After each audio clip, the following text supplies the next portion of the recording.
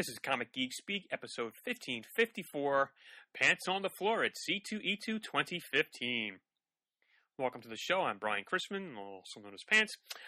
This past weekend, April 24th to the 26th, I was out in Chicago at the McCormick Place for the Chicago Comic and Entertainment Expo, otherwise known as C2E2.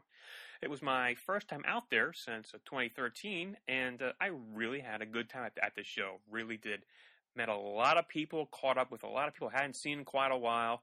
And so what I have for you here in this episode is several interviews I did on the floor of the convention with a lot of hopefully familiar voices to the longtime listeners. And speaking of Comic Cons and travel, this episode of Comic Geek Speak is brought to you by Geek Nation Tours. This October, Geek Nation Tours is off to New York Comic Geek style. They'll be headed not only to the uber-awesome New York Comic Con, but also will be exploring New York City through a geek's eyes. Tour participants will see the regular New York City tourist locations, like Hell's Kitchen, Central Park, and Times Square, but they'll also stop by the fictional dress of the Fantastic Four, where Uncle Ben was shot, and even the Frick Museum, which was the inspiration for the Avengers Mansion, of the Daily Bugle, and much, much more. And they'll even be hitting a couple of comic book shops that are local to the area, like James Silent Bob's Secret Stash, as seen on Comic Book Men on AMC. Tours from Tuesday, October 6th to Monday, October 12th.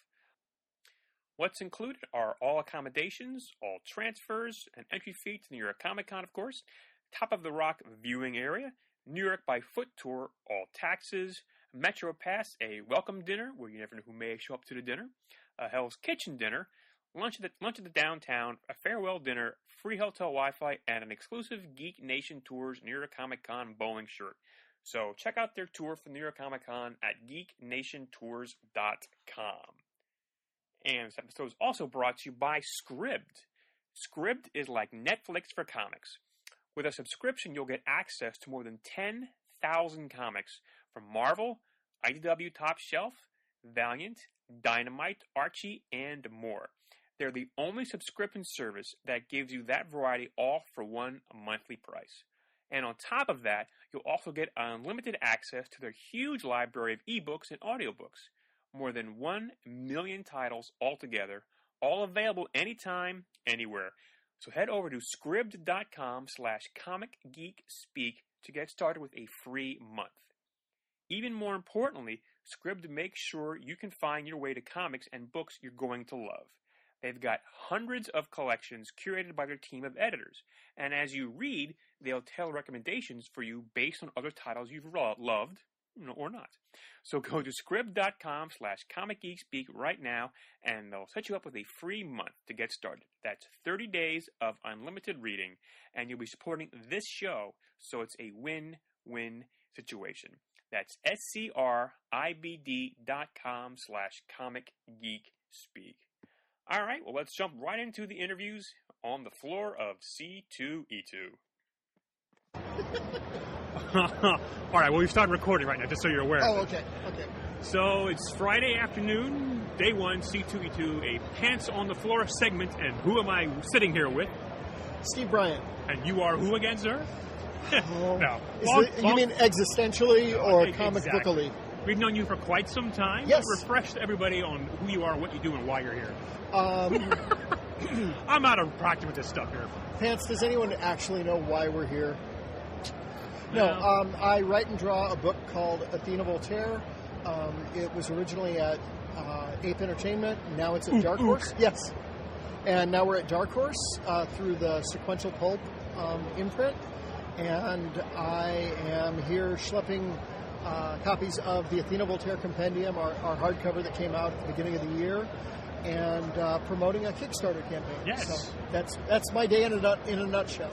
And the show's been open, it's not 2 or 5 hours, 4 hours, but 3 to the public mostly. 4 hours, the first hour with professionals. How have you done so far these first few hours? Oh, pretty well. We were running a little late, so I actually got set up around noon. So wow. So yeah, it's going okay. I got the cap was on that water bottle there. Yes. Would you like a Nilla wafer? Maybe later. Okay. None for you, listeners. No, sorry. It's okay. So yeah, it's been going really well. But C2E2 is always a good show. I love coming here. I love coming to San Diego. So those are like the two shows that I seem to go to every year. I had a chance to walk around for a while, and they call it C2E2 for Chicago Comics Entertainment Expo. And yes, there's a lot of comics creators like yourself. There's also, your celebrities and so forth. And I think it's actually a pretty good mix. Yeah. If you want either one of those, you can find a lot of that stuff here. Well, it's Reed Exhibitions, who also do the New York Comic Con. As well as the Star Wars Celebration, which just happened. Exactly, and they're going to be doing Emerald City. So yes, correct. Yeah, I mean, they know how to put together a great show. So it's a blast. I'm having fun. I'm sure it's the same way for you. I feel like half the time I'm here, I'm just catching up with a bunch of old friends. Oh, yeah. It's convention season. We'll see the same people. We'll go through the same circles. It's like all the good stuff that popular people experience at a high school reunion. That's what these are for us. Well, and it's nice because, I do, at this point, an audio-only podcast. Some video coming up soon, but I've had at least 4 people recognize me just from looking at me, and that really freaks me out. But well, it's funny because there's a guy on Chicago radio. I talked with John Suntress about this actually, where there's a guy on Chicago radio named Ben Finfer, who sounds just like you. Really? He's your audio doppelganger. Oh boy. So, yeah, Ben Finfer. This town is big enough for both of us. That's why I'm going to leave in a couple of days. You could kick his ass. I don't think I could. Anyway, enough of this tomfoolery. Let's talk about, because you do, time is of the essence as far as this next segment, your Kickstarter. Tell us about it, because I want to get you on, because actually you emailed Matt, and said, can I come on and talk about my Kickstarter? I said, I'm going to see him. Let's talk in person. Yeah, Matt's my pulp buddy. Yes. Of course. But yeah, in the past we've talked when I've had projects either coming out or before they die on the vine. You said. And I never want to abuse the opportunity to talk about these things, but we've got a Kickstarter underway. I probably should have contacted you sooner. It's no problem. It's called Undead or Alive. And it's paranormal bounty hunters. And the first story arc deals with swamp monsters. And really the book is just a big old love letter to 1970s and 80s monster comics. Okay. So the first one, dealing with swamp monsters, there's an eccentric British comic writer who's also a magician and a pop culture icon who's missing in the swamps. Swamps? Yeah. How appropriate. He's missing in the swamps of Louisiana at a town called Gerber's Crossing. So, you can start to pick up some of the Easter eggs with some of that. I don't want to just focus on those elements because it's not just a bunch of Easter eggs strung together. Right. Jason Millay, who's doing fully painted art on this. Yeah, I saw some of the pages you had up there. I wish I remembered which page it was. There was a man and a woman, talking back and forth and looking in front of in an office. See, that's I can't even think. And the expression on his face was beautiful. Yeah, Jason. The really cool thing is, if you look at his work structurally, there's a lot of Neil Adams there. But I can. Now you mention, I can definitely see that. He does a ton of advertising and storyboard work. Okay. So it's got the Neil Adams stuff, but there's also a little bit of the kind of the commercial art sheen to it. So when he's doing fully painted art on this, and I'm so excited because Jason colored some of the early Athena Voltaire stuff and did a great job. But when he's doing full art, it's really something special. Yeah. And that's one of the big things we're doing on the campaign is to try to cover enough money so that Jason can, one of his gigs is he's the storyboard artist on the TV show Chicago Fire. Oh, okay. And so when that wraps up, instead of him doing some more advertising stuff, hopefully the Kickstarter will generate enough money so that we can take 2 months and finish up Undead or Alive. That's kind of the whole thing behind it. But yeah, it's really exciting to see him nailing these pages. Yeah, because good stuff on the ones. Now, it's on Kickstarter. Yes.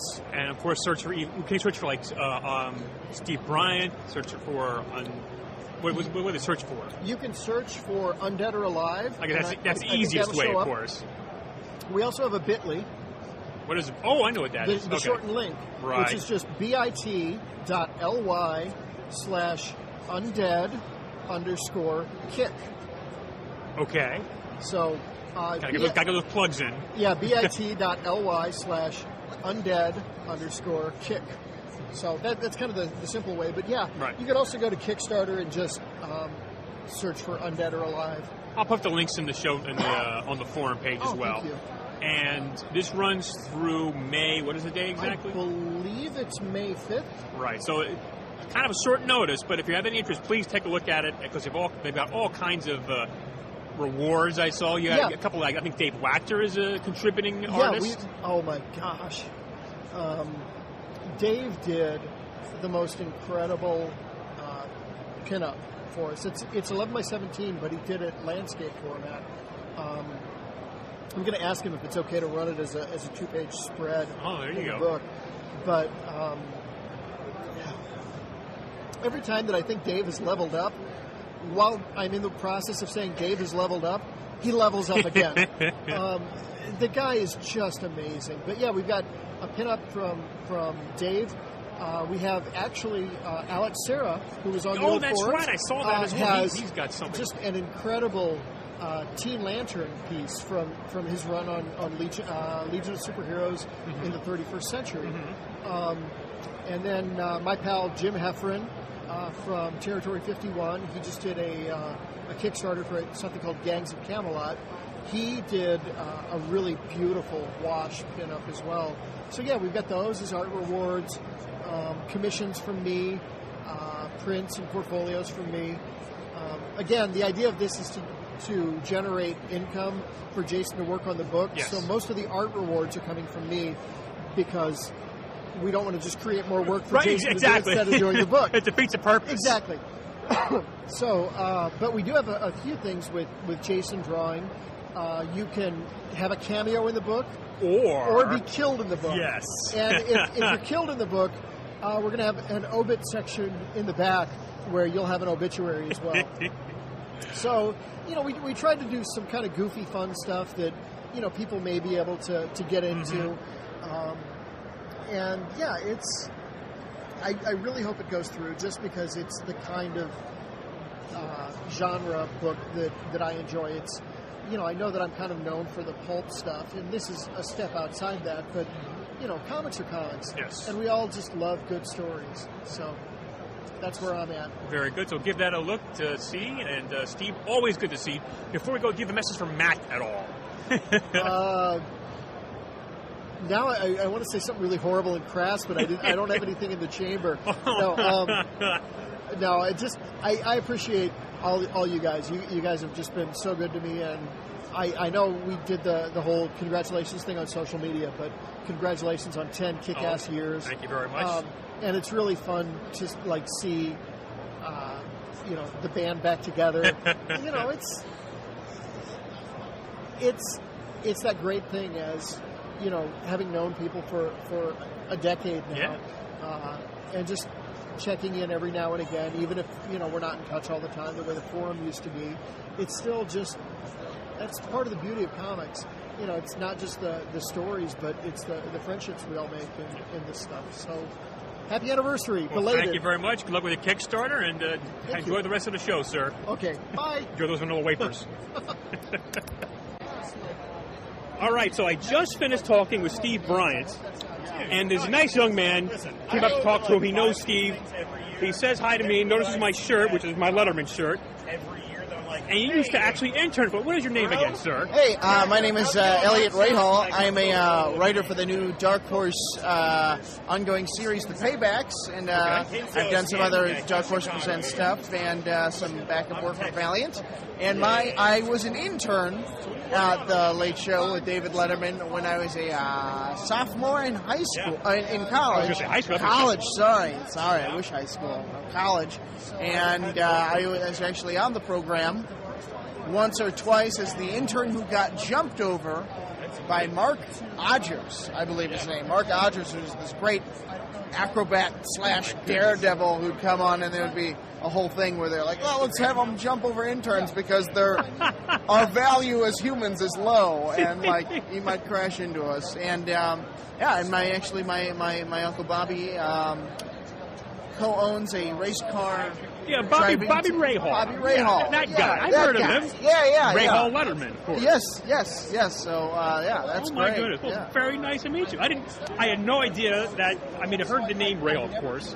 But how long have you been in comics? How long? I've been in comics for, I've been trying to be in comics for 4 years, but my first published work didn't actually come out till last year.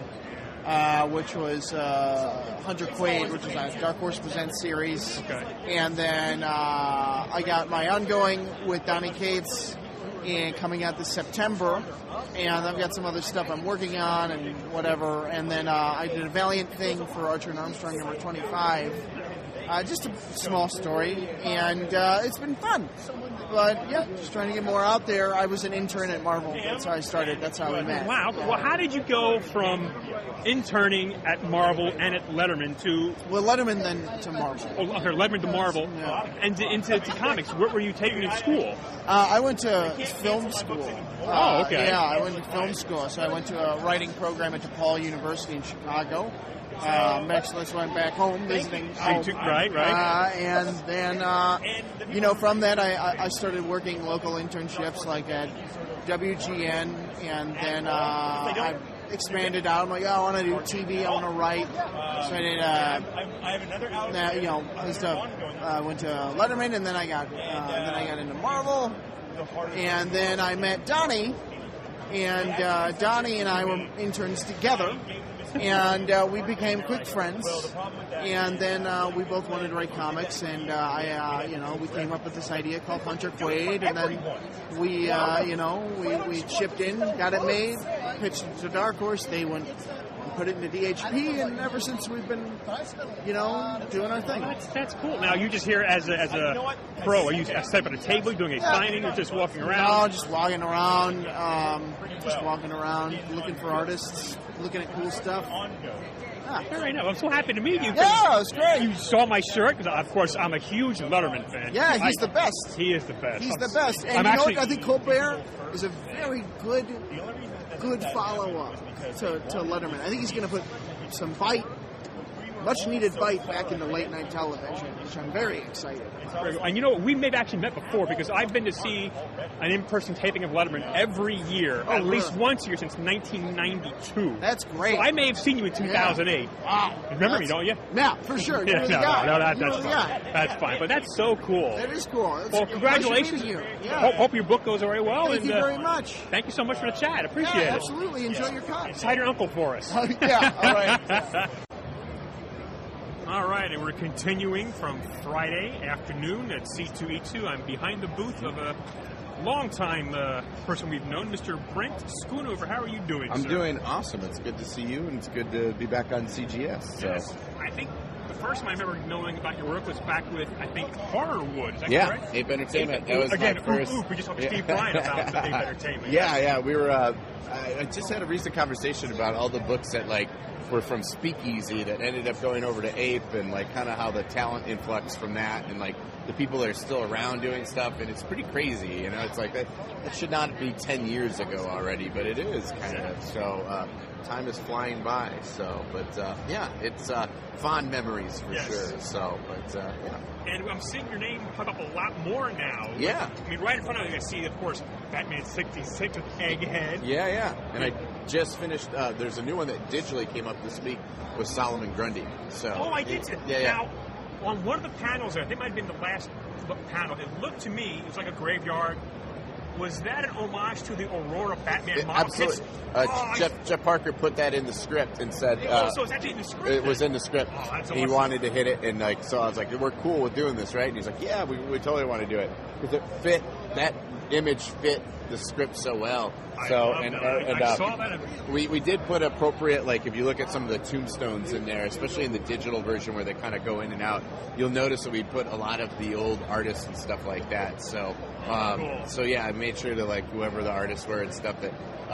It's escaping me the artist who actually did that drawing. It's hard to figure it out, but we made sure to put his name on a tombstone that said after so and so because the box art on that. I mean, the model was awesome. Oh yeah, but the drawings for that back in the day were so cool too. Oh yeah. So yeah, it was really fun to do that and get that in there. So it was a pretty iconic thing, and I love how many people are actually aware that was what it was from. Oh, yeah. So, well, I wanted to make sure. I said, I'm pretty sure that's what it was. Yeah. I mean, you also worked on the Phantom here, Superman, and you mentioned, I saw about this, we just announced the project. Yeah, Ant-Man Annual #1 that's coming out in July. It's not a tie-in to the movie, but it comes out right at the same time as the movie, which is great.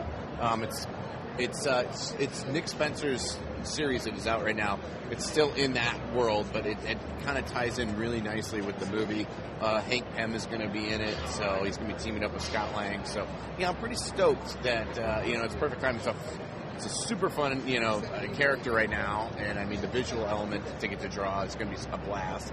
And I had when I got the job, I went out and got the Essential Ant-Man because I just like to kind of get that. I mean, it's not a character I'm aware of, but I've never read a ton of him. I read Phil Hester's run that he did with Robert Kirkman. Tim Silly did a really fun miniseries a while back.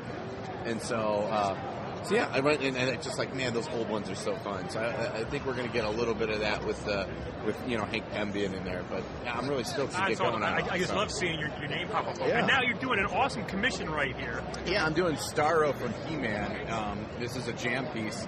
It's the He-Man universe is sort of in the same position as the Avengers #4 with Captain America. Yeah, exactly. I caught that. So you've got Captain America as you got He-Man as Captain America, Ram Man is Giant Man, and then I don't know the guy's name was doing a Thor pose. Yeah, the Thor pose, but I'm doing Starro as Iron Man, so it's pretty fun. So the commission requests today have been really great.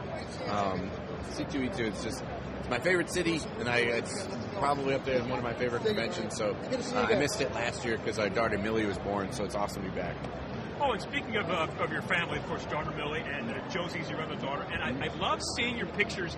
You used to do this a lot where you draw on their lunch bags. Yeah, I just drew Paranorman for Josie this week. So she doesn't go to school full time yet, so she's not always getting a lunch bag. But I probably draw like one a week. I try to ask her what she wants, just kind of let her, because otherwise it's not as fun. But she's always kind of up in the air. Like one day it's Paranorman, like zombies. The next day it's like princesses. So I can never quite tell what she's going to ask for. It's cool though because like all the kids in the school really enjoy it. And I was going to say. And so sometimes they get hung up in the room for a little while. I was going to ask, but what ends up with them when they're done with lunch? I told her just to do whatever she wants. Like sometimes she likes ones and she wants to keep them, and then other times like the teacher keeps them, or if there's a student that she knows and she really likes them. Like I did Baymax from Robot 6, okay, and someone really liked that, and my daughter didn't have a huge attachment to it, so they took it home and they thought that was cool, and so yeah, I don't know. I'm not. Once I draw them, it's like hey, have fun with them. So I just love seeing that. That's so cool doing that for the kids. It is cool, and like I don't know. I just thought it'd be something because everything I have to draw tends to be like someone telling me what to do, and I mean obviously my kids started telling me what to do, but it's fun to just sort of like hey, it's just gonna have fun with it. It's sort of like a warm-up sketch kind of thing. So, nice. But yeah, so it's been fun. Start your day off right. Then. Exactly. Usually I'm drawing them about 1 in the morning because I'm like, oh yeah, I forgot, I got to do that. So yeah, it's easy to she'll tell me what to do, and I'm like, yep, got to do that right away. And then like I said, my wife will be going to bed. She'll be like, oh, did you do the lunch bag? And I'm like, oh crap. And so I got to run and do it. But yeah, so it gets done. That's cool. Yeah. So. Now, I heard you talking that you're going to be doing, because you're from Minneapolis, you're doing is that called the Spring Con? Well, it's funny. So we got a Wizard show that came up there a year ago, and now the second one's coming up. And they did that classic thing that they do where it's 2 weeks before, and what it is, but they decided, it used to be Spring Con and Fall Con up That's there. correct. And they decided to rebrand the local shows. And now we have the Minneapolis-St. Paul Comic-Con, MSP Comic-Con. Oh, okay. A little more definitive. And unfortunately, Nick Post, who's a guy who's been running the shows forever, he tragically died of a heart attack this year. And so we kind of like have been in a state of flux. And so the community is sort of like helping out. I know me and Mitch Garrett's for a little bit before he moved away, and a few other people. We've tried to get creators from out of the cities to come, and that was Nick's job before. He used to take care of everything. So we're kind of rebranding, and it's going to be a little different, but I'm excited. I think we're going to get some new blood into the convention this year. Mike Norton's coming. He's never been up there before. Oh, very nice. Chris Anka was scheduled to appear. I don't know if he just canceled, but we've got Yale Stewart, and we just got a lot of really cool younger guys that are on the up in the industry. And I don't know. I'm really excited about it, and I think it's going to be a good thing. It's his third weekend in May, and I'm excited to kind of help try to rebrand the show after what Nick's done, which used to be a great show. I think it still will be, but I think it's going to be a little different. They updated the website and a little more contemporary, and they just realized they've got a little competition in town, and they got to act accordingly. What is the website to let everybody know about it? MSPComicCon.com. Now, is it still held at the fairgrounds? Yep, still fairgrounds. Which for you is like right across the street. It is. I love it. I set up on a Friday, and then I go and I walk to my coffee shop, I get a donut, I get a coffee, and I walk right into the show, and I'm ready to go. It's like a 4-minute walk. It's the closest I'll ever be to a show, you know. So, it's my favorite thing. It's the best, and I'm excited for it. And this is my last travel show so far for the year, so that could obviously change at any moment. But after that, it's mostly local shows for the rest of the year. Well, Brent, thank you very much for your time again. Problem. Good to be talking to you guys. Good to see you again. Enjoy the rest of this show. Hope all you guys are well. We're doing very well. Yes. Our 10-year anniversary guys rejuvenated, basically. Awesome. It seems that would happen. We're just excited. We have video now in the studio. We have I saw that little camera about security. Like a security camera. It's got the infrared going on. That's right. Anyway, good to see you again. Good to see you too. Thanks again. Yep. All right, well, it's now become obligatory at every convention I go to this year, whether it's in Los Angeles for Gallifrey 1, London Super Comic Convention, and London, England, of course, the Great Philadelphia Comic Con in Philly, and now C2E2, Mr. J.K. Woodward. You're officially stalking me. No, you're stalking me. No, I will get a restraining order. One of the many. How are you doing, sir? Good. It's, oh, my God, C2E2. Yes. Oh, my God. It's been a great day. It's been hours. I've already sold 4 pages. Really? Yeah, I sold 4 pages from City on the Edge of Forever. I did a cover, my first Valiant cover. Yes. Let's talk about that, because I'm really excited. Absolutely, yeah. I've been wanting to do a Valiant work for a long time, and I just, I've been busy with Star Trek. I didn't know who to contact, so I just put it out of my head. And in London Comic Con, I was sharing a limo with Andy Legal, and he's working for Valiant now. All right. So that whole long trip from Heathrow to the con, we were talking, and I was just expressing my interest in working for Valiant, and he was saying, well, we got a lot of these covers for conventions that we do, and I'm like, well, let's talk about that. And one of the ones I wanted to do was Anaheim, because I'm an Angels fan, and I was going to do. Oh, that's right. Yeah. But unfortunately, I was in London for a whole week because we did a vacation there, so I couldn't do it. So I was like, okay, I'll do Chicago, and it was happened to line up at the same time. Bloodshot Bloodshot Reborn #1 was coming out, so I was doing the Bloodshot Reborn C2E2 exclusive cover, but there's only like 500, and I was like, well, I don't want to do a cover where only 500 people see it. But apparently more than 500 people have seen it, because it's been selling like crazy, and it's been online, and I sold the original like that. Yeah, because I saw your order today. You had it in your hand going to the signing, and you sold it since then? And all I did was like 4 people came by, and they were like, how much? And I'm like, I'm not letting this go for less than 800, thinking like, $800 is a lot of money. It's not that much, apparently, because they're all like, we'll be back. I'm like, okay. And then I went to do the signing, and we'll be back doesn't mean I'm going to save it for you. Yeah. So I went to do the signing, and somebody's like, I want that. The first person in line. Really? Bought it. $800. I'm like, I should have said $1,600. What the hell's wrong with me? You need better representation, sir. I know. I'm not really good at this whole thing. Well, very good. Real quick, before you sign your couple books here, how's the reaction been to Behemoth, and it's out a while? We've been getting great reviews. I've been very excited about it. I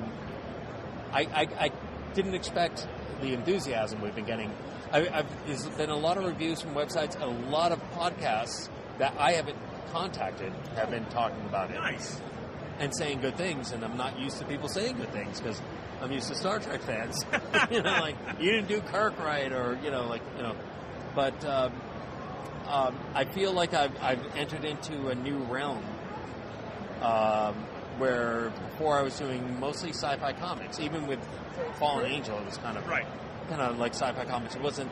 I feel like I'm into a different realm, and I'm like meeting new fans, and couldn't be more thrilled. That's awesome. Couldn't be more thrilled with the results. So guys, monkeybraincomics.com. Monkeybraincomics.com. Behemoth. Issue 2 is coming out when? 3 weeks. 3 weeks. Just finished it. Very good. Yeah. All right, well, let's get on to your signing. Thanks again for your Okay. time, and I'll see you at some other time, I'm sure. Certainly. Take care, sir. Thanks. All right, so hopefully this turned out to be nothing, but I'm staying at the South Loop Hotel. I've stayed here every year I've come to the C2E2, and now I'm actually outside because there's a fire in the hotel.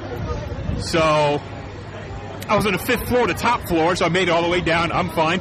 Hey, where did Mr. Lee Weeks? How you doing, sir? I'm doing just fine, thanks. We've got to stop meeting like this. Yeah. I wonder if this is going to interrupt my Thai food delivery. They're really supposed to be, they should be here about now. But I didn't get a chance to see. You think it's somewhere in the lobbies, like a sort of electrical thing, or? Yeah, just down the. Yeah, I'm pointing. Yeah. They can't see a point.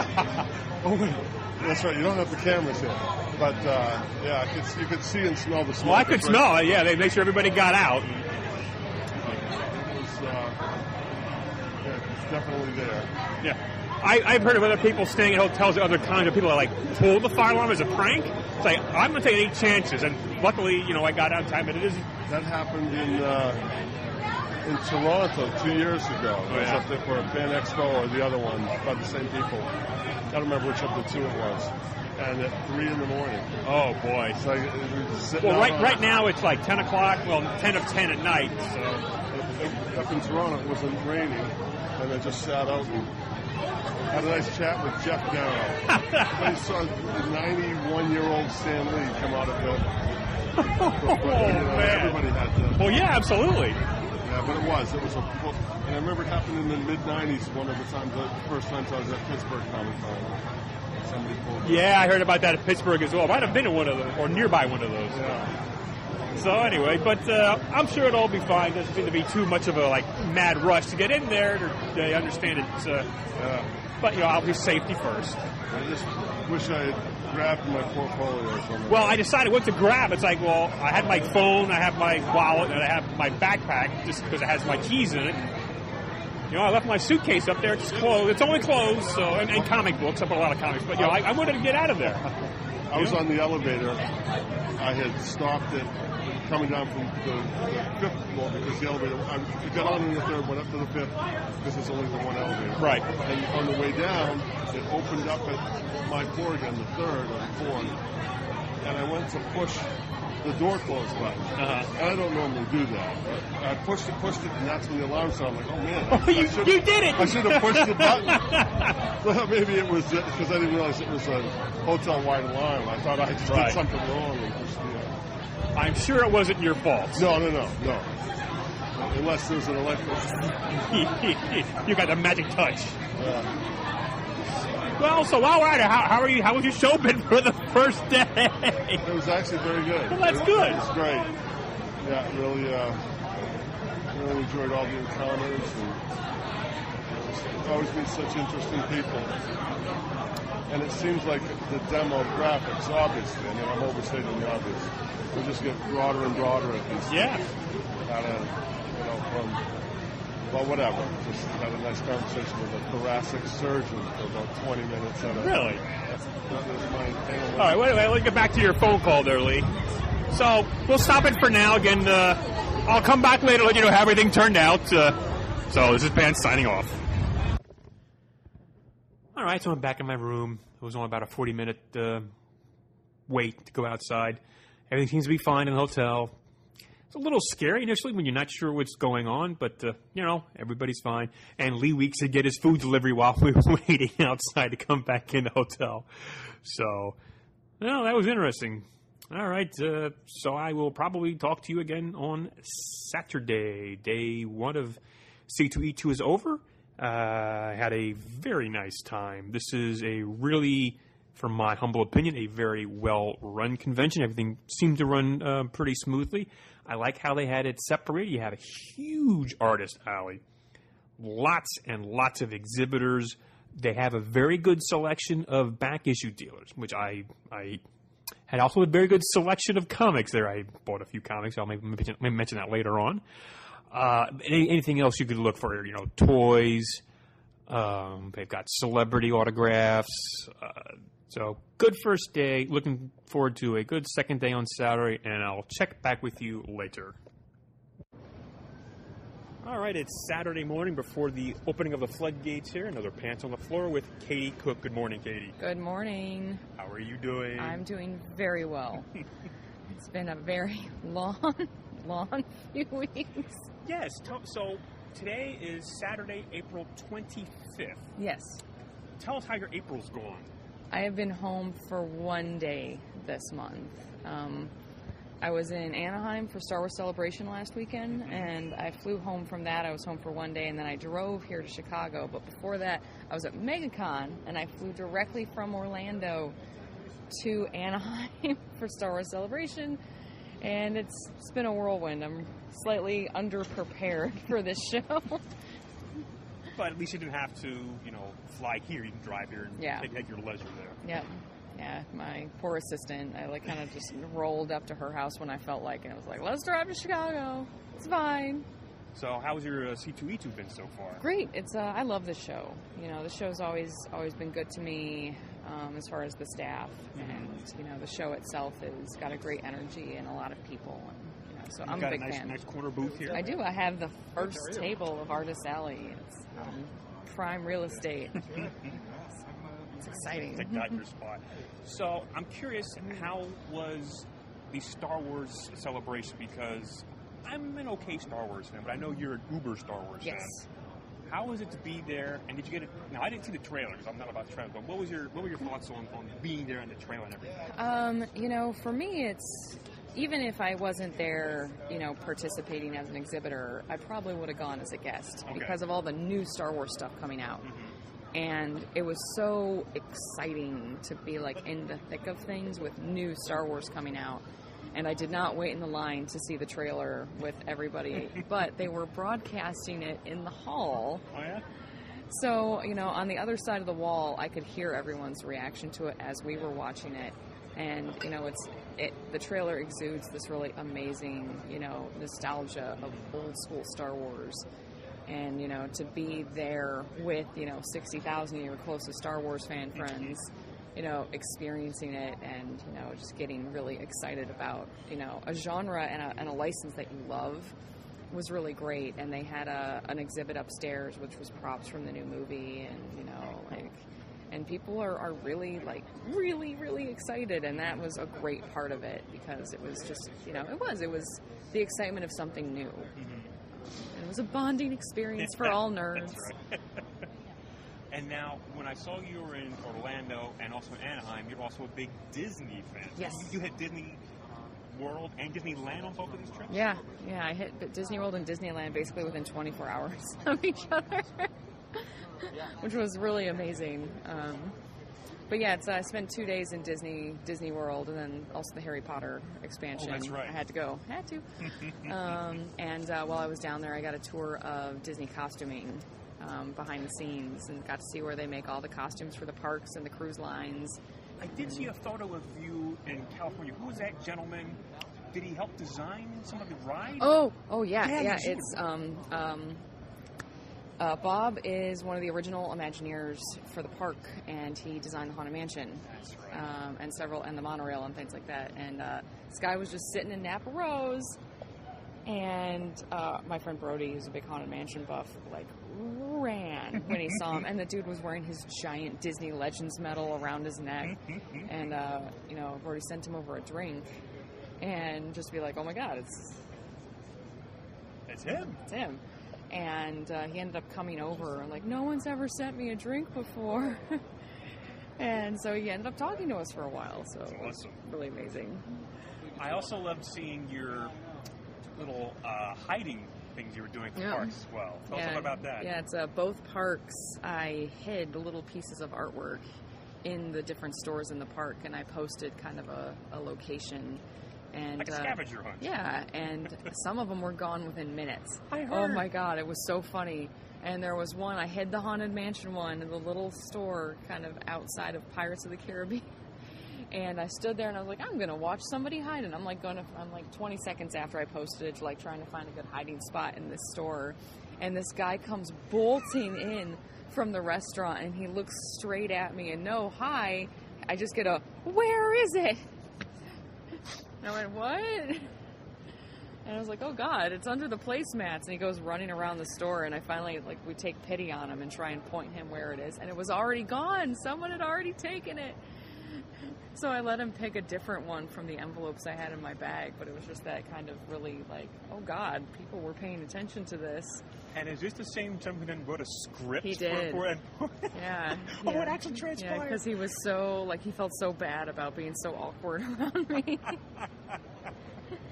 I love people do that. That's fantastic. You did it in 2 different parks. Yeah, and the Disneyland was amazing because I've been involved with Star Wars stuff for almost 10 years. Yeah. Oh my God.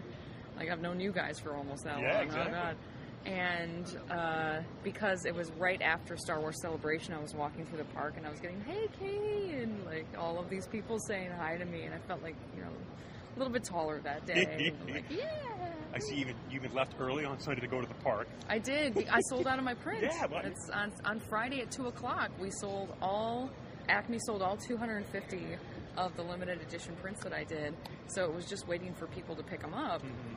And so that's why I was posting photos of me tearing up artist proofs, threatening people to come get them. It's I just want to go to Disneyland. And let's see. So I'm trying to think. Yeah, actually a week from today is Free Comic Day. It is. And you're going to be, I think we said New Hampshire? New Hampshire, Double Midnight. Okay. It's called. And with Babs Tarr. But I have a free comic book day issue, which whoever thought that was going to happen? Nobody ever thought that was going to happen. But yeah, Gronk is Action Labs Free Comic Book Day. One half of it is Gronk, the other half of it is Hero Cats. And I did an 11-page long format Gronk story, which I've never done before. So, they treat you well at the Action Lab? Yep, they're great guys. They are great guys. It's so wonderful to see all the people that we've known over the years doing so well. Mm-hmm.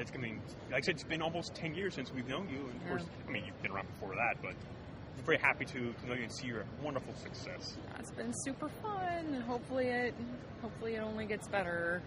Or I don't want to peak out. I don't want 2015 to be the peak. That's it. That's what Katie. That was her plateau. It's all downhill from here. Now done. I'm out. Well, Katie, thank you so much for your time. Thank you. And hopefully you get to see your daughters at some point this month.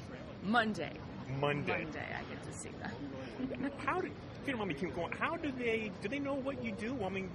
Harper's what? Harper's 1.5. But Grayson's 4.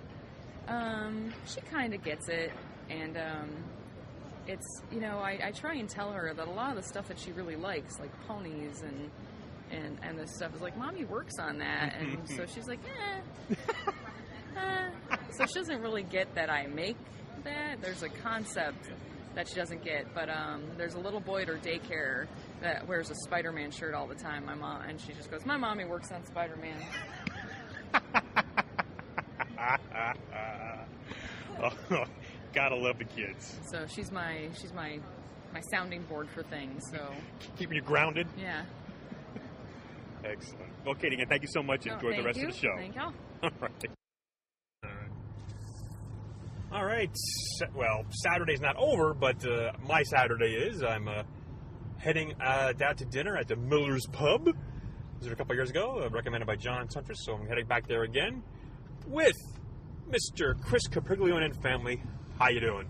Excellent. How are you? I'm doing quite well. As I mentioned before, you're one of the few people I've met who knows me from the pre-Pants era. Exactly. We go back to 2005, so like 10 years ago. I think it's our first, and actually here in Chicago at the Wizard World show back in 2005. 10 years in August. Awesome. So how's your C2E2 been so far? Fine. Good show. We're not a lot of comic stuff for us. A lot of we met Stanley. We met Stan again, and we had our picture taken with Stanley. Oh, you did? Yes. So you say we? We. I said we. That means my wife Carolyn and my son Vince. Oh, excellent. So he wanted to get his Columbus. Okay. Like we did yesterday. Okay. We're just getting directions as we drive here on our way to dinner. Vince wanted to get his San Diego exclusive Galactus signed. Okay. So we got that signed, and then Vince, Stan did a signing for us at Wizard World Chicago last year. And then Vince goes, boy, we should have got our picture taken. So I said, we better take the opportunity because we never know when Stan, is going to pass on, and he just keeps going, but you never know. So we did that. So that was good. And so 1 mile, you take a block. okay. And so, but yeah, we do. There's a big professional wrestling presence here this weekend. Yes. So we're huge wrestling fans. So we came down here for that as well. But we're in town for wrestling actually on Sunday night. So happened to be the show was in town at the same time. I said, let's go. It's been the whole weekend. So we did it. That's awesome. It is because a lot of the conventions, it's comics. Or comics and entertainment, or comics and what have you. But this was a draw for you with the wrestlers. Absolutely, yeah. Oh, yeah. For me, it is. Yeah, I mean, and then for Stan to be here as well, it's like great. We get to do that photo op opportunity. Great, we can knock that out too. Plus, David Ramsey from Diggle on Arrow. He was here. We have a canvas and that hangs in Vince's room that's been signed now by 4 cast members, including Stephen Amell and Manu Bennett. Right here, left. Yes. Left turn, Clyde. Yeah. But those are bonuses. The wrestling was the draw, and we were down here for the weekend. Figured, and I've always liked this show, and so you and I were here for the first inaugural year. That's correct. With Peter, and it's I don't think so it's a good show. It's a good show. There's definitely they definitely keep a presence. They try to the Chicago creators. Straight.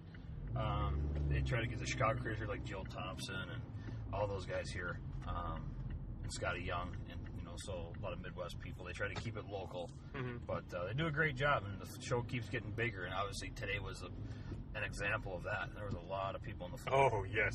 How did you get into the show today? What was your trip like getting in here? Painful. Maybe if you go left in a mile.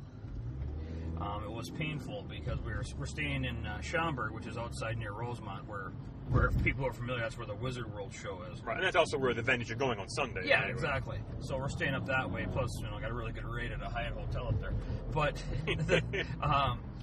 but yeah, coming in, it's Saturday. You don't think it'll be busy, but it's Chicago. I mean, there's always something going on in the city, let alone C2E2 or anything. But yeah, it took us a good hour almost to get here. Oh my God. Yeah, and an hour for about a 35 miles, so 35-mile trip.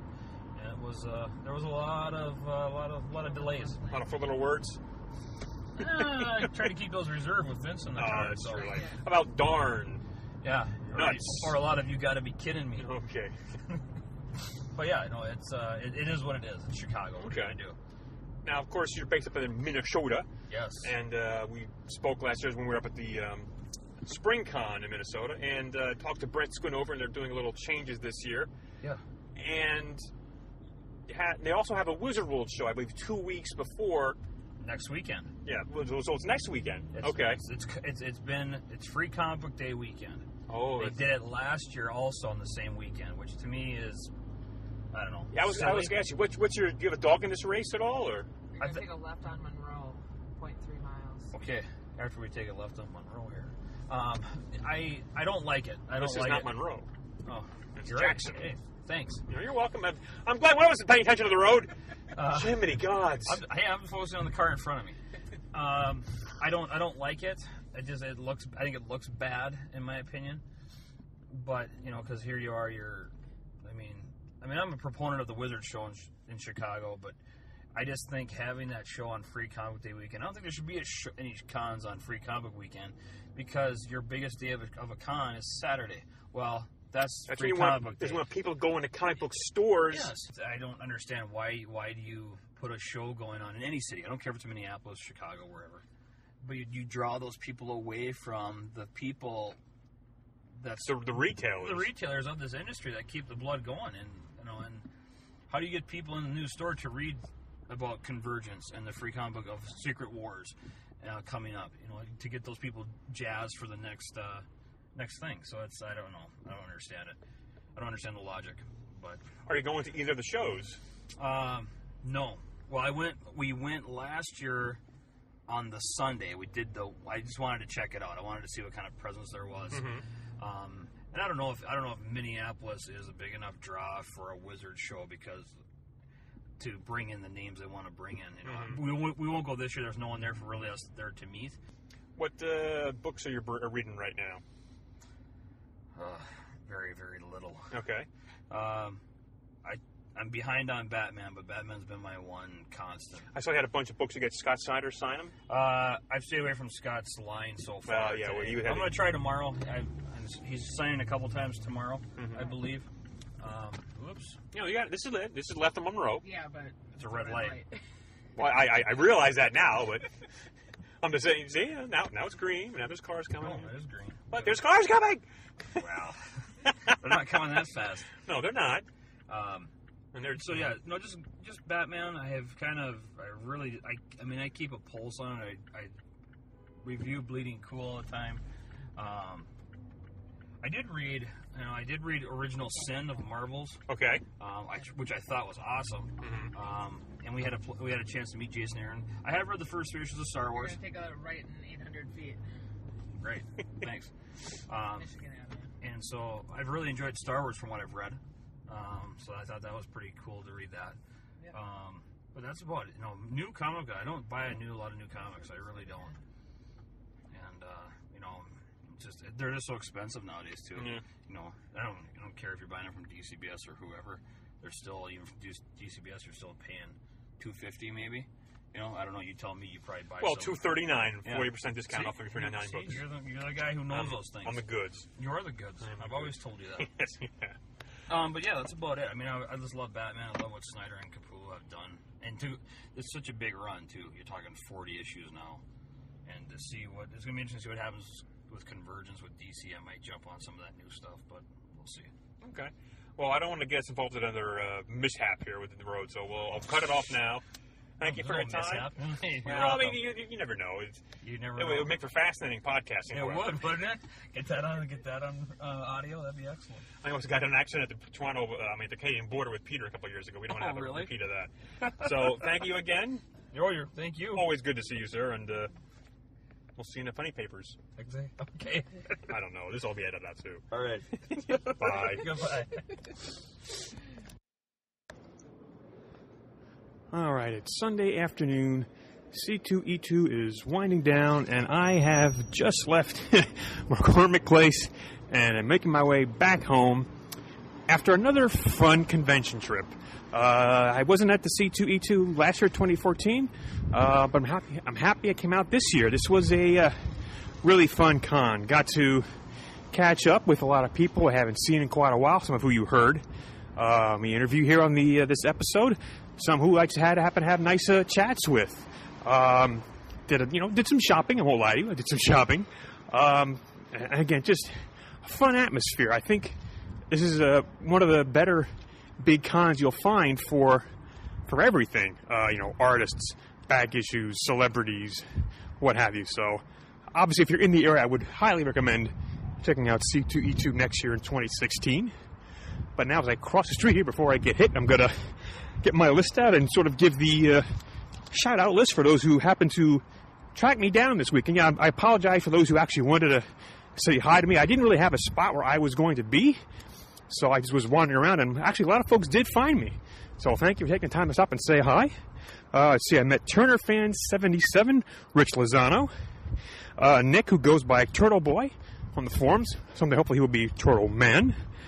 Saw Charlie Huffman, and saw John Hall and Dan Papathopoulos from Wisconsin. He actually spelled out phonetically for me, so hopefully I got that right, Dan.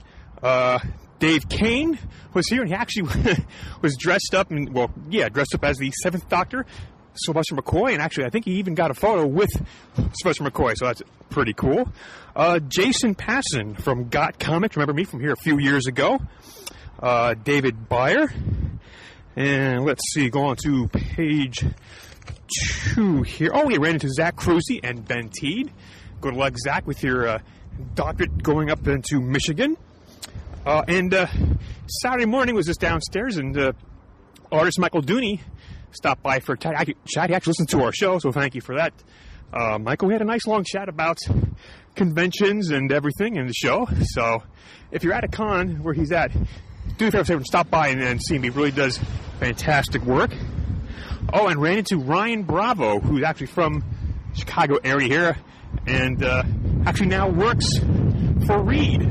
So I got to bother him with some of my inane questions. So thank you, Ryan, for putting up with me, and congratulations on your upcoming nuptials. You're a very lucky man. I myself am deeply jealous. I ran into a couple of fellow podcasters. Of course, John Suntress from the Word Balloon out here in Chicago. Had a couple of nice chats with John. It was good to see him. And actually also ran into John Mayo from the Comic Book Page podcast.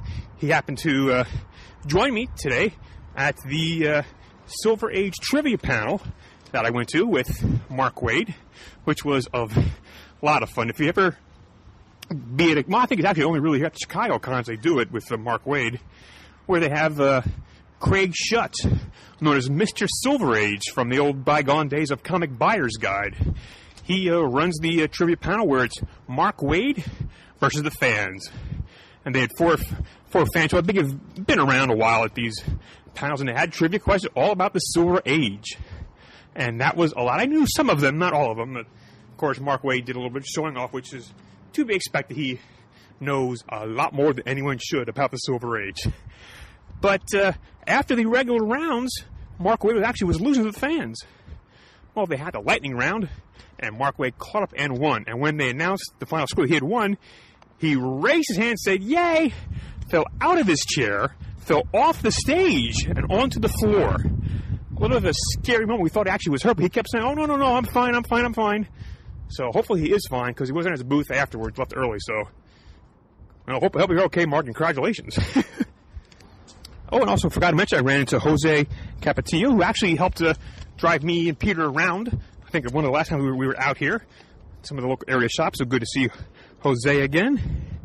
And also ran into Jim DeMonakis, he of the Emerald City Comic Con up in Seattle, which is actually recently bought out by Reed Pop, who runs here at C2E2. So Jim was here helping out, of course, part of the Kirby Crackle.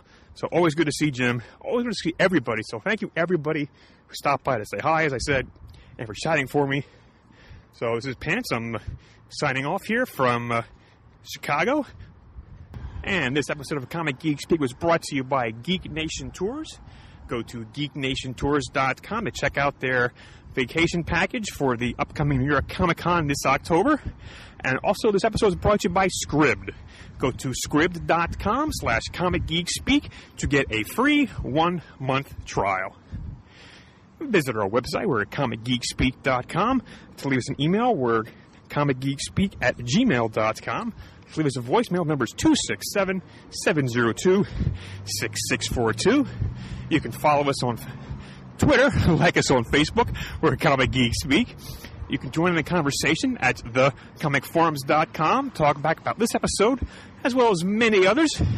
We want to thank everybody who contributed to the show. We really appreciate it. Could not do without you. And as always, we are uniting for those mightiest heroes, one listener at a time.